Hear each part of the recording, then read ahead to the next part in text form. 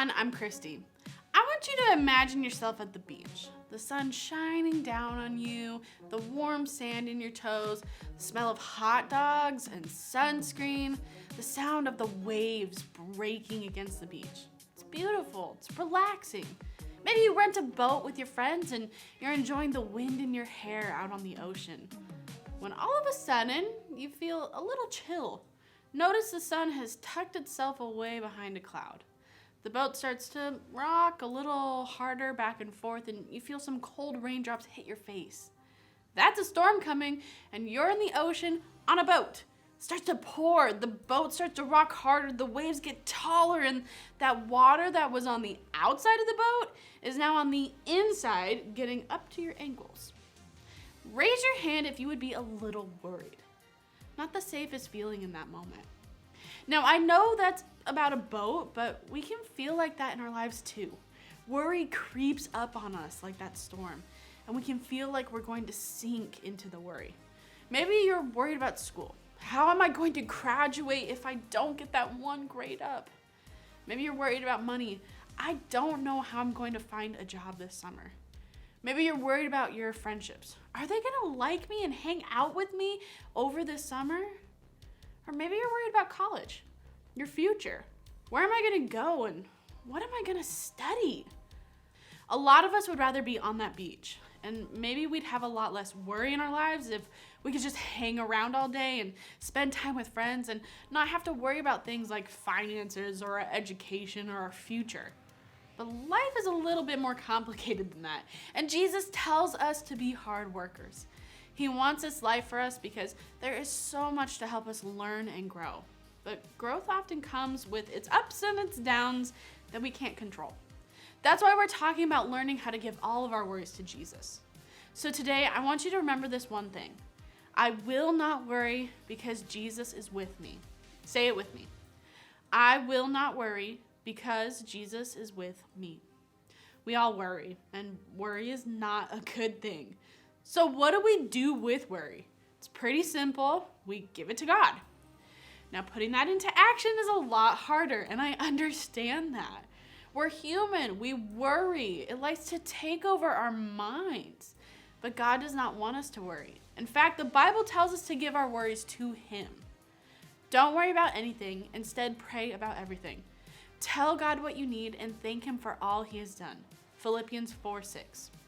Sometimes the things that we worry about are completely out of our control. Maybe you live somewhere with tornadoes or hurricanes or other scary natural disasters. You can prepare for those as best as possible and still not be completely ready for when they come. Maybe you're terrified of those things. I know I am. That's why I live somewhere that doesn't have tornadoes or hurricanes or other natural disasters, really. But I know that if I did, I'd be worried about them. When we worry, we should completely hand this over to God. Let Jesus fight these battles for you. He's there to help you, and He wants to. But you need to trust Him enough to put them into His hands and understand that He has it all under control. Anxiety is something that the devil places in our lives. It's his own weapon against us. Our enemy knows that when we're racked with stress and worry, we have a difficult time living our lives in God. Fear can overcome us and cause us to turn to our own solutions and answers when we truly have no control. The devil wants to throw us off guard and cloud our minds. But Jesus is with us every second when we make Him the leader of our lives, and He's more than capable of protecting us from these distractions. Remember, I will not worry because Jesus is with me. Say it with me. I will not worry because Jesus is with me. Giving your worries over to Jesus is a lot easier said than done. So what's the first step? Number 1, go to Jesus. You need to have a strong relationship with Jesus to begin this journey. And if you haven't accepted Him into your heart, I want you to just open your mind and heart for the rest of this lesson. Just listen to my words. Let them sink in. Now, how appealing does it sound to not have to worry anymore? No stress. When we make Jesus the leader of our lives, He takes care of us. And that's not all. There are unending benefits to starting a relationship with God. I can guarantee you that every aspect of your life will be different for the better. But let's just start with putting your trust into Jesus and believing that he loves you. And let's say your storm starts getting rough. Your life is starting to rock like that boat on the ocean. What do you do first? Well, let's read our true story from the Bible to find out. It's in Mark 4:35 through 41. As evening came, Jesus said to his disciples, "Let's cross to the other side of the lake." So they took Jesus in a boat and started out, leaving the crowds behind, although other boats followed. But soon, a fierce storm came up. High waves were breaking into the boat, and it began to fill with water.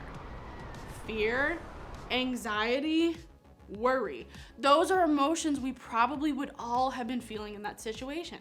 I mean, think back to the beginning of this lesson, that boat in the storm that can cause a lot of worry.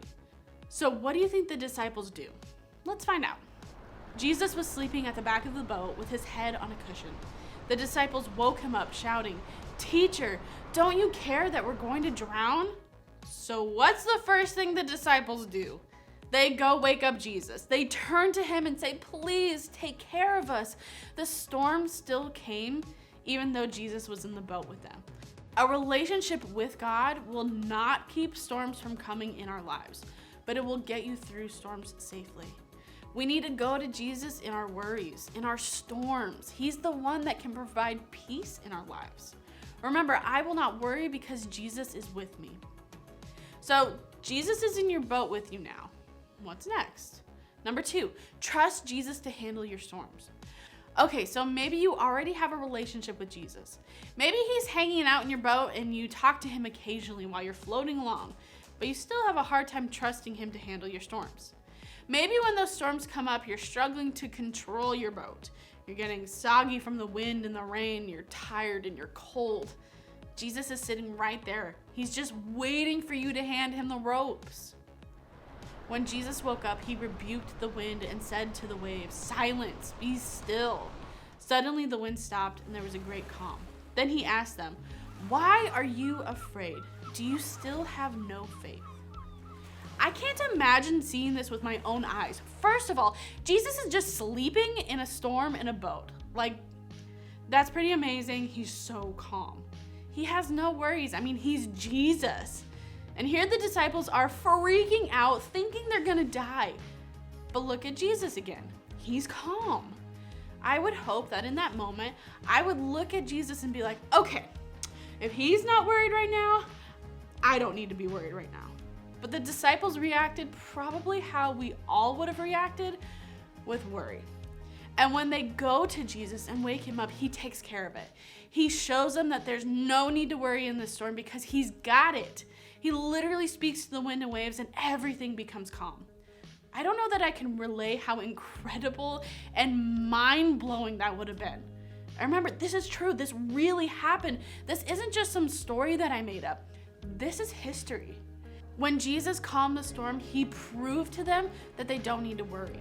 But that's a really hard thing to do, especially when you're staring into a crazy storm right outside your boat.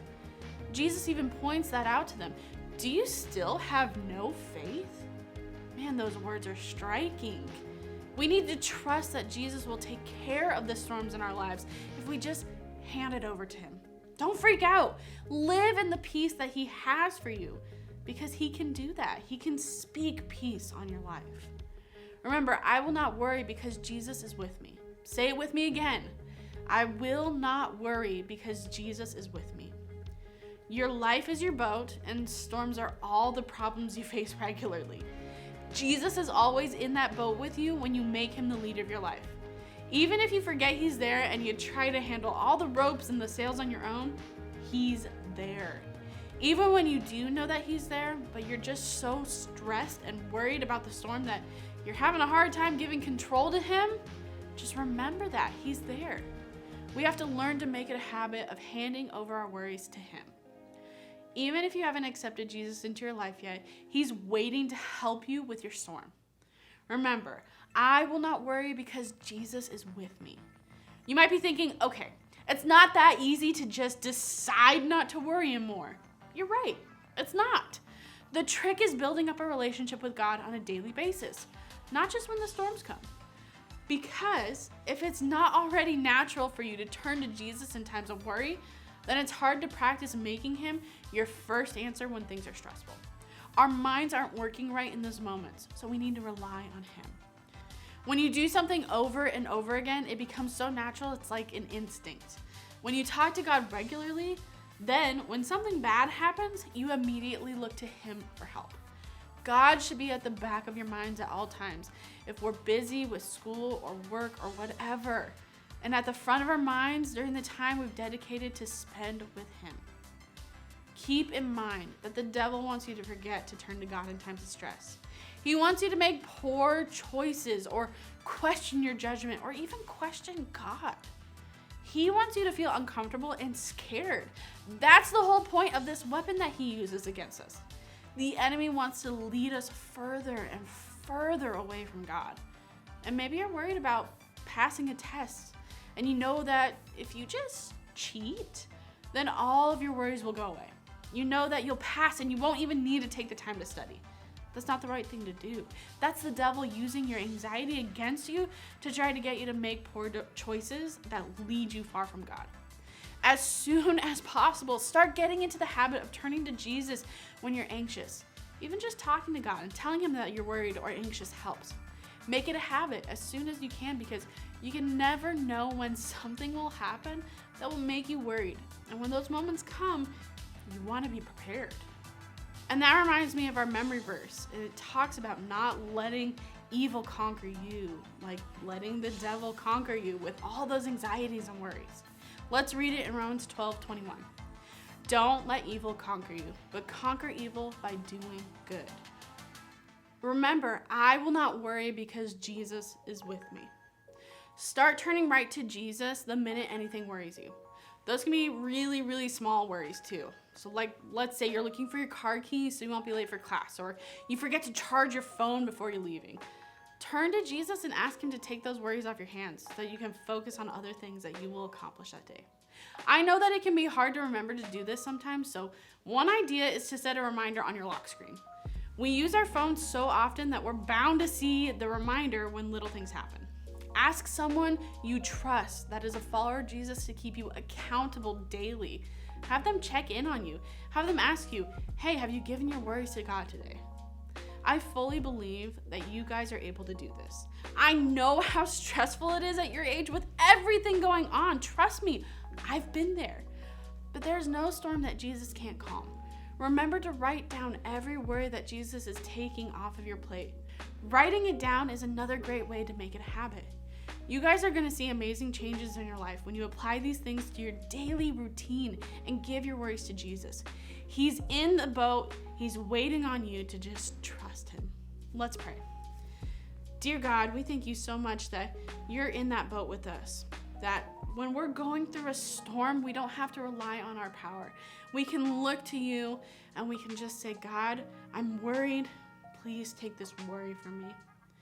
We thank you so much that you have conquered sin and death so that we don't have to live in these storms. We can live knowing that your power is greater, that we can lean on you.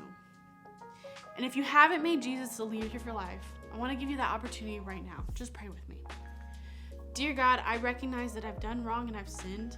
I don't want to do that anymore, and I want to have a right relationship with you and God the Father. Please come into my heart and be the leader of my life so that I can live confident in you as I go through these storms, and I can lean on you and I don't have to live in worry. Amen. Remember, I will not worry because Jesus is with me.